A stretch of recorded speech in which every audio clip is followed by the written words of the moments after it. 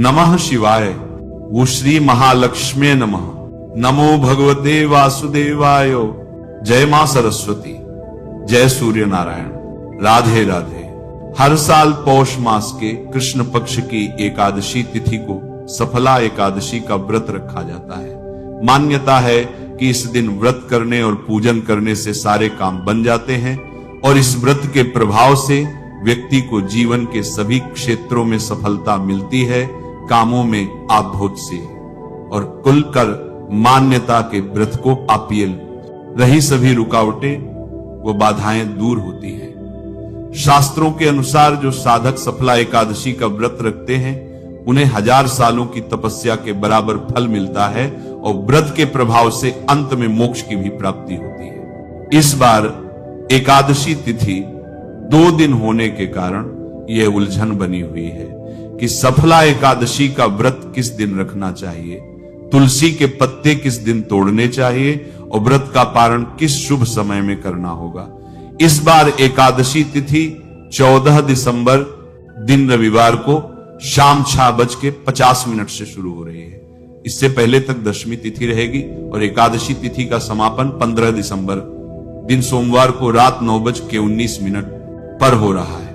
क्योंकि इस बार 15 दिसंबर सोमवार को एकादशी और द्वादशी तिथियों का मेल हो रहा है, इसलिए इस बार सफला एकादशी का व्रत केवल एक ही दिन यानी 15 दिसंबर सोमवार को रखा जाएगा। दशमी तिथि के नियमों का पालन 14 दिसंबर रविवार को होगा, लेकिन रविवार का दिन होने के कारण न तो तुलसी जी को स्पर्श किया जाएगा, न ही जल अर्पित किया जाएगा और न ही तुलसी के पत्ते तोड़े जाएंगे। इसलिए व्रत रखने वाले भक्तों को एक दिन पहले यानी शनिवार के दिन ही तुलसी जी में जल अर्पित करके तुलसी जी के पत्ते भोग के लिए तोड़कर रख लेने होंगे। तो ध्यान रखिए, इस बार सभी गृहस्थ जन और सभी वैष्णव जन केवल 15 दिसंबर सोमवार को ही एकादशी का व्रत रखेंगे। सोमवार के दिन ब्रह्म मुहूर्त सुबह 5:29 से 6:17 तक रहेगा। सूर्योदय होगा सुबह 7:04 पर, सूर्यास्त होगा शाम 5:39 पर और इस दिन अमृतकाल सुबह 4:09 से 5:57 तक रहेगा। राहु काल सुबह 7:30 से 9:00 बजे तक रहेगा और बहुत ही शुभ योग बन रहे हैं, जिसमें नक्षत्र सुबह 11:08 तक रहेगा। बाद में पूरा दिन स्वाति नक्षत्र रहेगा। प्रातः काल पूजा आप इस दिन सुबह 5:44 से 7:06 तक कर सकते हैं। शाम की पूजा शाम 5:24 से 6:48 तक कर सकते हैं। द्वादशी तिथि प्रारंभ होगी 15 दिसंबर सोमवार को रात 9:20 से द्वादशी तिथि का समापन होगा। 16 दिसंबर मंगलवार को रात 11:57 पर 16 दिसंबर मंगलवार को ब्रह्म मुहूर्त सुबह 5:29 से 6:17 तक रहेगा। सूर्योदय होगा सुबह 7:05 पर, सूर्यास्त होगा शाम 5:39 पर। इस दिन स्वाति नक्षत्र दोपहर 2:09 तक रहेगा। बाद में विशाखा नक्षत्र प्रारंभ होगा और इस दिन धनु संक्रांति भी है। 16 दिसंबर मंगलवार को एकादशी व्रत पारण करने का यानी व्रत खोलने का शुभ समय रहेगा सुबह 7:05 से लेकर 9:11 तक। हालांकि द्वादशी तिथि पूरा दिन है। जो भक्त किसी कारण से सुबह व्रत न खोल पाए वे दोपहर में 1:30 बजे से 3:00 बजे के बीच में भी अपना उपवास खोल सकते हैं। एकादशी व्रत के लिए दशमी के दिन सिर्फ दिन के वक्त सात्विक आहार करना चाहिए। शाम के समय स्नान करके पवित्र होना चाहिए। रात के समय भोजन न करें और भगवान श्री नारायण का स्मरण करते हुए सोएं। एकादशी के दिन सुबह स्नान आदि से निवृत्त होकर साफ कपड़े पहनकर व्रत का संकल्प लें। हर भक्त को विधि के अनुसार इस व्रत को करना चाहिए। पूजन के लिए मौसमी फल, नारियल, नींबू, नैवेद्य आदि 16 वस्तुओं का संग्रह करें। इन सामग्री से श्री विष्णु तथा देवी लक्ष्मी की पूजा करें। घर के पूजा स्थान पर दीपक जलाकर भगवान श्री विष्णु का गंगा जल से अभिषेक करें। पूजा में धूप, दीप एवं नाना प्रकार की सामग्रियों से उन्हें प्रसन्न करें। इसके बाद उन्हें तुलसी दल अर्पित करें। सात्विक भाव रखते हुए भगवान विष्णु की पूजा करें। रात के समय श्री विष्णु के नाम से दीप दान करें और एकादशी कथा पढ़ें, आरती एवं भजन गाते हुए रात्रि जागरण करें। अगले दिन आरती करके व्रत का पारण करें।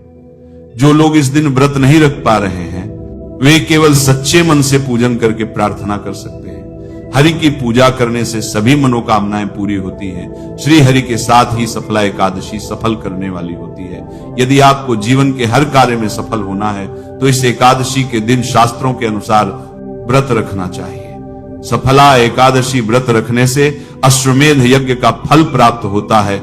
इस दिन नियम पूर्वक व्रत रखने तथा श्री हरि की पूजा करने से सभी मनोकामनाएं पूरी होती हैं। श्री हरि के साथ ही देवी लक्ष्मी भी प्रसन्न हो जाती हैं और धन समृद्धि बढ़ती है। इस व्रत को रखने से लंबी आयु और अच्छे स्वास्थ्य की भी प्राप्ति होती है। पुराणों के अनुसार जो व्यक्ति एकादशी व्रत करता रहता है वह जीवन में कभी भी संकटों से नहीं घिरता और उसके जीवन में धन और समृद्धि बनी रहती है। भगवान विष्णु की कृपा पाना चाहते हैं तो इस दिन सच्चे मन से इन मंत्रों का जाप करना चाहिए। श्री कृष्ण गोविंद हरे मुरारी, हे नाथ नारायण वासुदेवाय, विष्णवे च विद्महे वासुदेवाय, धीमहि तन्नो विष्णु प्रचोदयात्, मंगलम भगवान विष्णु, मंगलम गरुड़ ध्वज, मंगलम पुंडरीकाक्ष, मंगलाय तनो हरिः।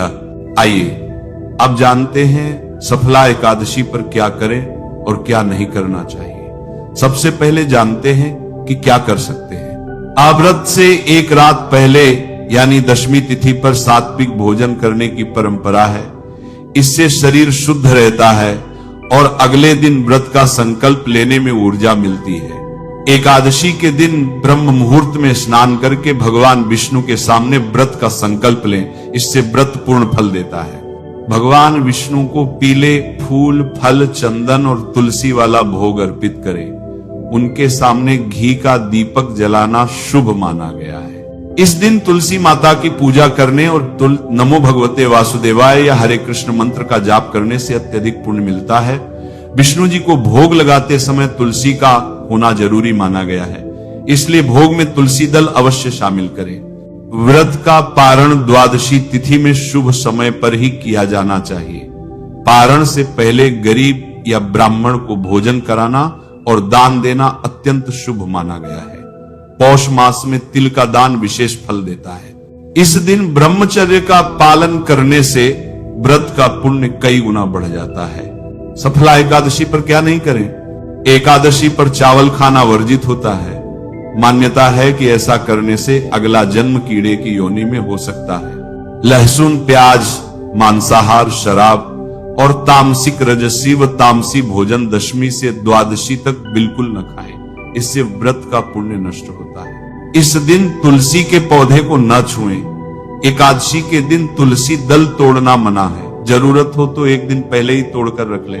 यह दिन बाल कटवाने, दाढ़ी बनाने या नाखून काटने के लिए शुभ नहीं माना जाता है। एकादशी का व्रत मन और वाणी की शुद्धता से जुड़ा है, इसलिए इस दिन किसी की निंदा, झूठ बोलना और विवाद से पूरी तरह बचें। सफला एकादशी कथा। महाराज युधिष्ठिर ने पूछा, हे जनार्दन, पौष कृष्ण एकादशी का क्या नाम है? उस दिन कौन से देवता का पूजन किया जाता है और उसकी क्या विधि है? कृपया मुझे बताएं। भक्तवत्सल भगवान श्री कृष्ण कहने लगे कि हे धर्मराज, मैं तुम्हारे स्नेह के कारण तुमसे कहता हूं कि एकादशी व्रत के अतिरिक्त मैं अधिक से अधिक दक्षिणा पाने वाले यज्ञ से भी प्रसन्न नहीं होता हूं।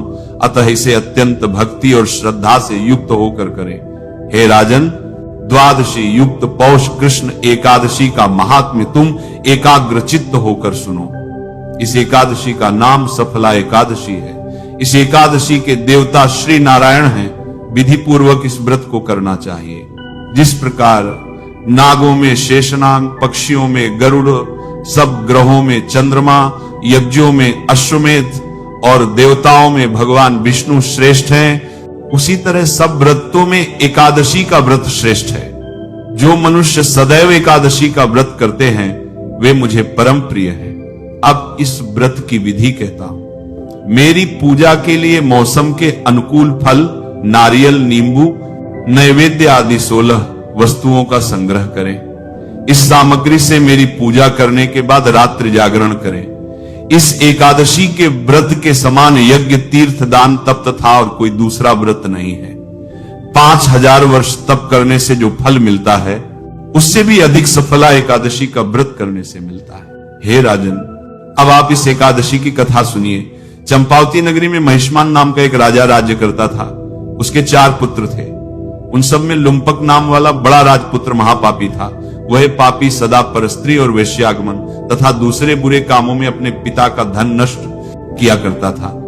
सदैव ही देवता, ब्राह्मण और वैष्णवों की निंदा किया करता था। जब राजा को अपने बड़े पुत्र के ऐसे कुकर्मों का पता चला तो उन्होंने उसे अपने राज्य से निकाल दिया। तब वह विचारने लगा कि कहां जाऊं, क्या करूं। अंत में उसने चोरी करने का निश्चय किया। दिन में वह वन में रहता और रात्रि को अपने पिता की नगरी में चोरी करता तथा प्रजा को तंग करने और उन्हें मारने का कुकर्म करता था। कुछ समय पश्चात सारी नगरी भयभीत हो गई। वह वन में रहकर पशु आदि को मारकर खाने लगा।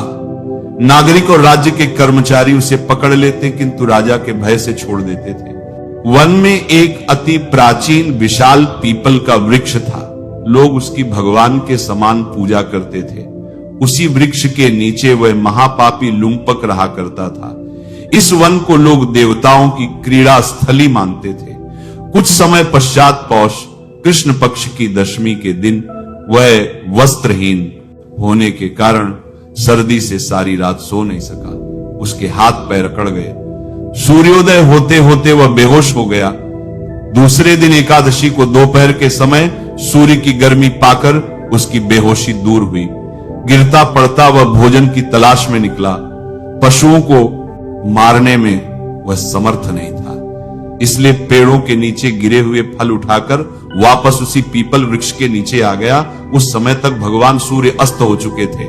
वृक्ष के नीचे फल रखकर कहने लगा, हे भगवान, अब आपके ही अर्पण है ये फल, आप ही तृप्त हो जाइए।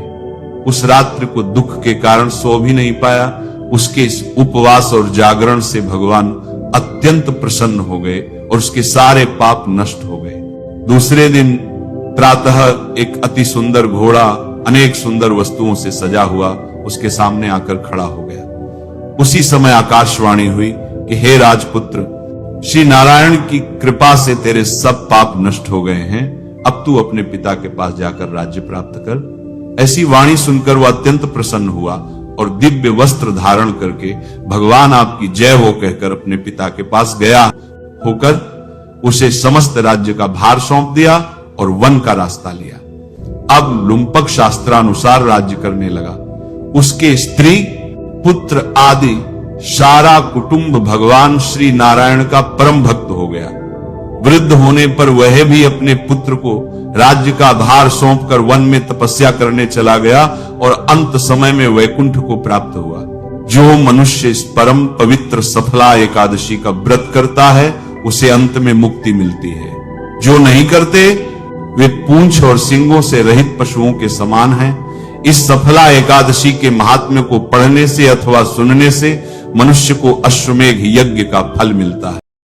मैं आपको सफला एकादशी की पौराणिक कथा सुनाता हूं, ध्यानपूर्वक सुनिए। एक समय चंपावती नाम की एक सुंदर नगरी थी जहां महिष्मत नामक अत्यंत पराक्रमी और धर्मनिष्ठ राजा राज्य करते थे। उनके 4 पुत्र थे। राजा का सबसे ज्येष्ठ पुत्र लुम्पक सदैव पाप कर्मों में लिप्त रहता था। स्त्री दुराचार, जुआ खेलना, ब्राह्मण और शास्त्रों का अपमान करना, वैष्णव की निंदा करना उसके लिए सामान्य कार्य थे। उसके इन पाप कर्मों का असर राज्य पर पड़ने लगा। एक दिन राजा महिष्मत ने उसे अपने राज्य से निष्कासित कर दिया। लुम्पक राज्य के बाहर के एक जंगल में रहने लगा, लेकिन अभी भी उसकी पाप में प्रवृत्ति में कोई कमी नहीं आई। वह दिन में जंगल के प्राणियों का शिकार करता और उनके मांस का भक्षण करता था और रात्रि के समय नगर में जाकर लूटपाट करता था। अनेक बार लोगों ने उसे चोरी और लूटपाट करते पकड़ा भी था, लेकिन लुम्पक के पाप कर्मों का अंत नहीं हुआ। वह जंगल में एक अति प्राचीन विशाल भगवान श्री हरि के प्रिय पीपल के पेड़ के नीचे रहता था। इस प्रकार काफी समय बीत गया। आखिरकार उसके जीवन के परिवर्तन का समय आ ही गया। एक दिन सहसा की ठंड के कारण वह सारी रात सो नहीं पाया। शीतलहरों से बचने के लिए उसके पास पर्याप्त वस्त्र नहीं थे। पौष कृष्ण पक्ष की दशमी के दिन वह सारी रात जागता रहा। ठंड की वजह से उसका शरीर शिथिल हो गया और वह मूर्छित हो गया। अगले दिन एकादशी के मध्याह्न के सूर्य की गर्मी पाकर उसकी मूर्छा दूर हुई। गिरता पड़ता वह भोजन की तलाश में निकला। पशुओं को मारने में असमर्थ था, अतः पेड़ के नीचे गिरे हुए फल उठाकर वह वापस उसी पीपल के वृक्ष के नीचे आ गया। उस समय तक सूर्यास्त हो चुका था। इस असहाय स्थिति में अपने पूर्व जन्म के कर्मों के कारण उसने भगवान नारायण को याद किया और कहने लगा, हे प्रभु, मेरी क्या स्थिति हो गई है? अब ये फल आप ही को अर्पण है, इन फलों से आप ही तृप्त हो जाइए। उस रात्रि भी ठंड के कारण वह सारी रात जागता रहा और भगवान का स्मरण करता रहा। इस प्रकार अन्न जाने में उसका एकादशी के व्रत का पालन हो गया, अन्न जाने में की गई। इस तपस्या से भगवान प्रसन्न हो गए। अगले दिन सूर्य उदय होते ही एक सफेद तेजस्वी घोड़ा लुम्पक के पास आकर खड़ा हो गया। उसी क्षण एक आकाशवाणी हुई, हे वत्स, ये घोड़ा तुम्हारे लिए आया है। भगवान नारायण की असीम कृपा और सफल एकादशी का नियम पूर्वक पालन करने के कारण तुम्हारे समस्त पाप नष्ट हो गए। अब तुम इस घोड़े पर सवार होकर अपने पिता के पास अपने नगर में वापस चले जाओ। तुम्हारा राज्य तुम्हें वापस पाप नष्ट हो गए मिल जाएगा। ऐसी आकाशवाणी सुनकर वह गदगद हो गया। सफल एकादशी से अर्जित पुण्य फल के कारण उसका शरीर पुनः कांतिमान हो गया। उसी क्षण वह अपने राज्य को वापस आया और अपने पिता से क्षमा याचना करने लगा और उन्हें सारा वृतांत सुनाया। उसके पिता ने जब उसे समस्त सद्गुणों से युक्त देखा तो वह अत्यंत प्रसन्न हुए और लुम्पक को राज्य का कार्यभार संभाला कर वह वन को तपस्या के लिए चले गए। इस प्रकार लुम्पक ने अपने राजकुमार होने के सभी दायित्वों को निभाया। अपने पिता के पदचिन्हों का अनुसरण करते हुए वह अपने देह को त्यागने के बाद वैकुंठ लोक को प्राप्त हुआ। कथा समाप्त करते हुए भगवान श्री कृष्ण कहते हैं, हे राजन, जो व्यक्ति सफला एकादशी की इस कथा का श्रवण या पाठन करते हैं उन्हें राजसूय यज्ञ का पुण्य फल प्राप्त होता है। उनके समस्त कष्ट नष्ट हो जाते हैं और अंत में वैकुंठ को वे प्राप्त करते हैं। जय श्री हरि विष्णु। भगवान कृष्ण कहते हैं कि जो इस एकादशी का व्रत करता है उसके सभी पाप नष्ट हो जाते हैं और उसे सुख, संपत्ति, धन सब कुछ जीवन में प्राप्त होता है और अंत समय आने पर वह भगवान के धाम को प्राप्त करता है। ये महिमा है इस आने वाली एकादशी, सफला एकादशी की। कहते हैं कि इस एकादशी का व्रत 5000 वर्ष तक तप करने से जो फल मिलता है उतना फल यह एकादशी का व्रत दे देता है। तो इसीलिए इस एकादशी का व्रत आपको अवश्य ही करना चाहिए। यह भगवान विष्णु को प्रिय एकादशी है। भगवान कहते हैं कि मैं बड़े से बड़े दान से प्रसन्न नहीं होता जितना मैं एकादशी के व्रत से होता हूं। तो अब बात करते हैं कि इस एकादशी का व्रत आपने करना कैसे है, क्या नियम है, पूजा की विधि क्या रहेगी, फिर आपको बताएंगे कि ये एकादशी है कब और व्रत करना कब है। एकादशी के जो व्रत के नियम है ना, वह दशमी तिथि से ही आरंभ हो जाते हैं। व्रत के एक दिन पहले ही आपने कुछ वस्तुओं का त्याग करना होता है। उनमें प्रमुख रूप से है तामसिक वस्तुओं का त्याग।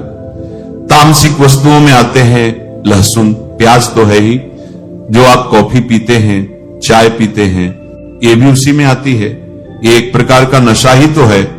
तो लहसुन, प्याज आदि का त्याग एक दिन पूर्व ही आपने कर देना है। व्रत वाले लोग पूछते हैं, चाय पी सकते हैं क्या? देखो, पीनी तो नहीं चाहिए। चाय क्या है? एक मादक पदार्थ है और हम जो एकादशी कर रहे हैं, ये हम भगवान की भक्ति कर रहे हैं। इन सब चीजों से दूर रहने के लिए, व्यसनों से दूर रहना ही तो एकादशी व्रत है। व्यसनों से दूर रहना ही तो व्रत कहलाता है। और जब हम व्यसन में ही पड़ गए तो फिर काहे का व्रत जी। तो एक दिन पूर्व ही लहसुन, प्याज आदि का त्याग है। कुछ लोग जो मांस मदिरा का सेवन करते हैं लेकिन वह एकादशी का व्रत भी करते हैं, तो वह लोग भी एक दिन पहले ही इसको छोड़ देंगे। ऐसा नहीं कि आज खाए पिए और कल कर ले, एक दिन पूर्व ही दशमी तिथि से ही कांसे के पात्र का प्रयोग नहीं करना। कांसे की जो थाली आती है, लोटा आता है, जो भगवान की पूजा में भी कई बार प्रयोग करते हैं, भोग के लिए भी प्रयोग करते हैं, तो कांसे की वस्तु का प्रयोग नहीं होगा इन 3 दिनों में, दशमी, एकादशी, द्वादशी। शहद का प्रयोग भी वर्जित कहा गया है। एकादशी के अनुष्ठान में शहद प्रयोग नहीं होगा। दशमी, एकादशी और द्वादशी तीनों दिन हरी पत्तेदार सब्जियों में चने के साग की मनाही है, बैगन और मूली की मनाही है।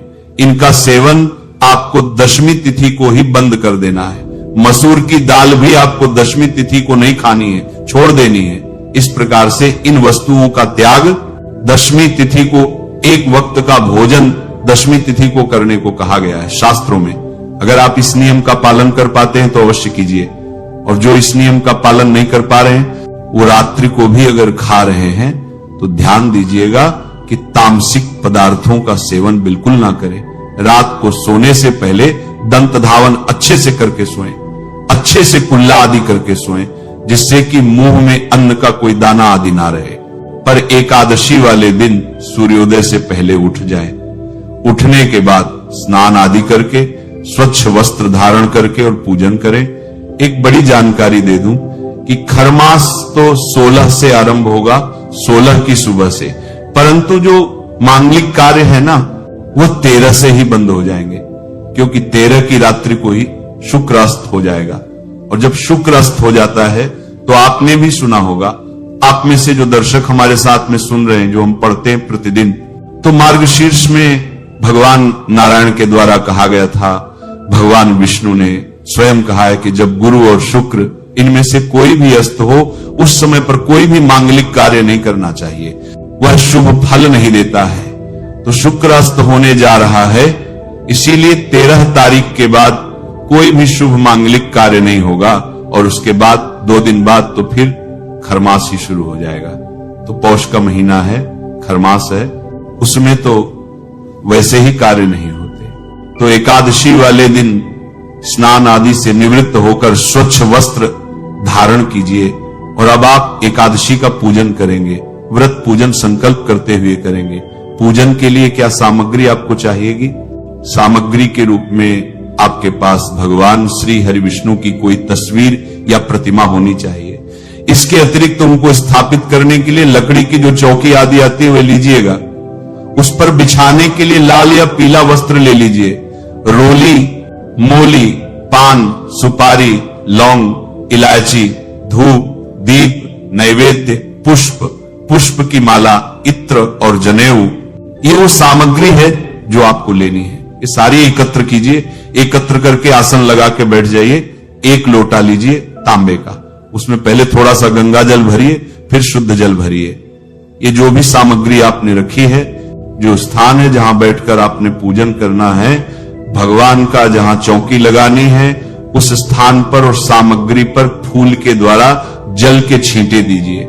लोटे में जो जल भरा है ना, उससे जल के छींटे दीजिएगा, छार छार कहकर प्रकार से जल के छींटे देकर आपने स्थान को शुद्ध किया, पवित्र किया। अब आप चौकी को बिछाइए। चौकी पर लाल रंग का जो वस्त्र है, पीले रंग का वस्त्र है, उसको बिछाइए। उस पर भगवान की तस्वीर या प्रतिमा जो भी आपके पास है उसको स्थापित कीजिए। उनके सामने दीपक रखिए। घी का दिया है तो सीधे हाथ की ओर रखिएगा, तेल का दिया है तो उल्टे हाथ की ओर रखिएगा, और अगर धूप है तो विपरीत दिशा में धूप भी रखिएगा। इस प्रकार भगवान की स्थापना करके सामने धूप दीप रखिए। अपना हाथ धो लीजिए। लोटे में जो जल है, चम्मच से अपने सीधे हाथ पर जल लीजिए, हाथ धो लीजिए। अब आप 3 बार आचमन करेंगे। तो एक छोटा कोई पात्र ले लीजिए, उसमें थोड़ा सा जल और भर लीजिए। तो 1-1 चम्मच जल अपने सीधे हाथ पर लीजिएगा और उसको पी जाइएगा। आचमन में 6 मासा जल जो है वह आलव है। जो लोग निर्जला एकादशी करते हैं ना, वह भी 6 मासा जल से जल आचमन कर सकते हैं। यह शास्त्रीय विधान है, भगवान ने स्वयं कहा है, उससे व्रत खंडित नहीं होता है। तो 6 मासा का अभिप्राय है कि 2 बूंद जल अपने हाथ पर लेना है, आचमन करना है, फिर 2 बूंद जल लेना है, फिर आचमन करना है। इतना जल आप पी सकते हैं। एक एक मंत्र पर सीधे हाथ पर जल लेना है और पी जाना है। जल लीजिए। केशवाय नमः पी जाइए, जल लीजिए। माधवाय नमः पी जाइए। नारायणाय नमः जल लीजिए, पी जाइए। ऋषिकेशाय नमः हाथ धो लीजिए। हाथ धोकर अपने को तिलक कीजिए, मौली बांधिए। और परिवार के लोग यदि बैठकर पूजन कर रहे हैं तो उन्हें भी तिलक कीजिए और मौली बांधिए। अब भगवान का पूजन करने के लिए जो धूप और दीप है उसको जला लीजिए। धूप दीप जला के सबसे पहले संकल्प करेंगे। संकल्प करने के लिए सीधे हाथ पर जल लीजिए। एक का सिक्का दक्षिणा के रूप में कम से कम रखिए। यदि जो भी रखना चाहे वह रख सकते हैं। 3 बार बोलिए श्री विष्णु, श्री विष्णु, श्री विष्णु। अपना नाम, अपना गोत्र, जिस स्थान पर बैठकर संकल्प कर रहे हैं वहां का मकान नंबर, क्षेत्र का नाम, शहर का नाम। एकादशी पुण्यतिथि में आयु, आरोग्यता, प्रजा, धन, संपत्ति प्राप्ति अर्थात शुभ संपत्ति प्राप्ति। भगवान श्री हरि विष्णु प्रसन्नार्थ एकादशी श्री विष्णु व्रत संकल्प। और यह संकल्प भगवान के चरणों में अर्पित कर दीजिए। संकल्प करने के बाद अब आप भगवान का पूजन करेंगे। पूजन करने के लिए भगवान को पाद्य, अर्घ्य, आचमनीय, मधुपर्क आदि अर्पित करेंगे। तो एक एक चम्मच जल उनके सामने एक पात्र रख दीजिए, उसमें छोड़िएगा। श्री नारायणाय नमः। एकादशी व्रत श्री हरि विष्णु को पाद्य 1 चम्मच जल अर्पित कीजिए। अर्घ्य के रूप में 1 चम्मच जल अर्पित कीजिए। आचमनीय के रूप में 1 चम्मच जल अर्पित कीजिए। मधुपर्क के रूप में 1 चम्मच जल अर्पित कीजिए। अर्पित करके अब भगवान को स्नान कराएंगे तो फूल से भगवान को जल के छींटे दीजिए। और जिनके पास प्रतिमा है ना, वह शंख से भगवान को स्नान कराइए। शंख में जल भरिए और भगवान को स्नान कराइए। प्रेम से भगवान को अगर आप शंख से स्नान करा रहे हैं तो ये मंत्र बोलते हुए स्नान कराइए। अब पंचामृत से स्नान कराएंगे। पंचामृत में शहद का प्रयोग नहीं होगा। कच्चा दूध, दही, घी, शहद के स्थान पर गंगाजल और शक्कर पंचामृत बनाइए। जो तस्वीर पर पूजन कर रहे हैं वह फूल पर लगा लीजिए और अर्पित कीजिए भगवान को। नारायणाय नमः पंचामृत स्नान, शुद्ध जल से स्नान कराइए। तस्वीर है तो छींटे दीजिए जल के फूल के माध्यम से, और प्रतिमा है तो आप शंख में जल भरिए और स्नान कराइए। नारायणाय नमः, श्री नारायणाय नमः, श्री नारायणाय नमो नमः। स्नान शुद्ध जल समर्पित कीजिए। स्नान कराने के बाद भगवान को वस्त्र अर्पित करेंगे। वस्त्र के रूप में मौली का टुकड़ा तोड़िए और वह अर्पित कीजिए। जनेऊ लीजिए। जनेऊ पर रोली का तिलक कर लीजिए। जनेऊ अर्पित कर दीजिए। जनेऊ अर्पित करने के बाद भगवान को तिलक करेंगे। रोली चंदन का तिलक करेंगे। भगवान को तिलक करके इत्र अर्पित करेंगे। इत्र को फूल पर लगा लीजिए और भगवान को अर्पित कर दीजिए। इत्र अर्पित करके फूलों की माला है तो माला पहनाइए, अन्यथा पुष्प अर्पित कीजिए। फिर धूप दिखाइए, दीप दिखाइए और नैवेद्य अर्पित कीजिए। नैवेद्य के रूप में फल हो तो फल अर्पित कीजिए, मिठाई है तो मिठाई, अन्यथा मिश्री या बताशे अर्पित कर दीजिएगा। और फिर जल आचमनी के रूप में 1 चम्मच जल भगवान को अर्पित कर दीजिएगा। तांबुलम पूगी फलम। अब तांबुल अर्पित करेंगे। तांबुल क्या होगा कि पान का पत्ता लीजिए, उस पर 2 लौंग, 2 इलायची और 1 सुपारी रखिए, वह तांबुल बनाकर अर्पित कीजिए। या मीठा पान आप बना बनाया लाकर वह भी अर्पित कर सकते हैं। जो भी दक्षिणा आप अर्पित करना चाहें भगवान को, वह दक्षिणा अर्पित कीजिए। हाथ जोड़कर भगवान को नमस्कार कीजिए। प्रभु आप हमारी ये पूजा स्वीकार करें। हम आज एकादशी व्रत कर रहे हैं, उसके निमित्त पूजन हमने किया है। अब बैठकर आप एकादशी की कथा सुनिए, उसका श्रवण कीजिए, आरती कीजिएगा। आरती करने के बाद नियम अनुसार दिन को व्यतीत कीजिएगा। कथा के बाद यदि आप कोई कथा के लिए दक्षिणा आदि अर्पित करें, उस पर आप भेज सकते हैं। या ब्राह्मण को यहां अपने घर पर बुलाए कथा करने के लिए, तो उनको दान दक्षिणा आदि लेकर विदा कीजिए और नियमों के अनुसार दिन व्यतीत कीजिए। नियम क्या है कि ब्रह्मचर्य का पालन करना है। यह बड़ा नियम है, यह नहीं टूटना चाहिए। किसी के प्रति वैर भाव नहीं, अपशब्दों का प्रयोग नहीं, किसी का अहित नहीं करना, किसी पर क्रोध नहीं करना, किसी का नुकसान नहीं करना। शांत चित्त होकर प्रभु के चरणों में मन को लगाते हुए दिन को व्यतीत कीजिए। घर में किसी प्रकार का कलह क्लेश ना करें, क्योंकि भगवान नारायण विराजमान है। सायंकाल को कीर्तन करना चाहिए। कीर्तन के लिए अगर आसपास मंदिर में कहीं जा सकते हैं तो जाइए। भगवान नारायण ने स्वयं कहा है कि वह स्तोत्र आपको अवश्य ही सुनने चाहिए। जो लोग वाद्य यंत्रों द्वारा कीर्तन नहीं कर रहे, आपको कीर्तन करना चाहिए। वो स्वयं काल को सकते, उनको इन पाठों को करके कीर्तन का फल पाना चाहिए, उससे कीर्तन का फल मिलेगा। रात्रि जागरण के बाद अगले दिन पारण के लिए सूर्योदय से पहले उठ जाइए। नियमों का पालन करते हुए पारण कीजिएगा। इस प्रकार आपने ये व्रत करना है। अब बात करते हैं कि एकादशी है कब और व्रत करना किस दिन है। तो प्रिय दर्शकों, पंचांग के अनुसार एकादशी तिथि की शुरुआत हो रही है 14 तारीख की शाम को 6:49 पर और 15 तारीख को रात्रि को 9:19 पर यह समाप्त होगी। ऐसे में 15 तारीख को सूर्योदय के समय एकादशी तिथि लागू है, इसलिए सूर्य के मुख से एकादशी 15 तारीख को ही है। तिथिमान के अनुसार एकादशी 15 को है और 15 को ही रात्रि काल में द्वादशी भी आ जाएगी, तो ये द्वादशी युक्त व्रत हो जाएगा। तो व्रत आपको करना 15 तारीख को, 15 दिसंबर को सफला एकादशी का उत्तम व्रत है। इसी दिन जो दान पुण्य का कार्य है वह भी इसी दिन करेंगे, व्रत का कार्य भी इसी दिन करेंगे और 16 को आप पारण करेंगे। दिन रहेगा सोमवार का। जिस दिन व्रत है 15 तारीख को, तो शुभ मुहूर्त रहेगा। पहला चौघड़िया अमृत का है, उत्तम है। तो 7:09 से और 8:39 तक का जो समय है ये उत्तम समय है। पूजा पाठ के लिए इस समय पूजा पाठ करते हैं तो अधिक कल्याणकारी। पारण आपने 16 तारीख करना है। मंगलवार का दिन है, तो आरंभिक जो चौघड़िया वो उत्तम होता नहीं है, इसीलिए 10:10 से और 12:50 के बीच में उत्तम समय है। इस समय में पारण करें तो अधिक अच्छा है। जो अधिक समय तक ना रुक पाए वो सूर्योदय के बाद भी कर सकते हैं। आशा है ये जानकारी आपके लिए उपयोगी रहेगी। नमः शिवाय और श्री महालक्ष्मी नमः।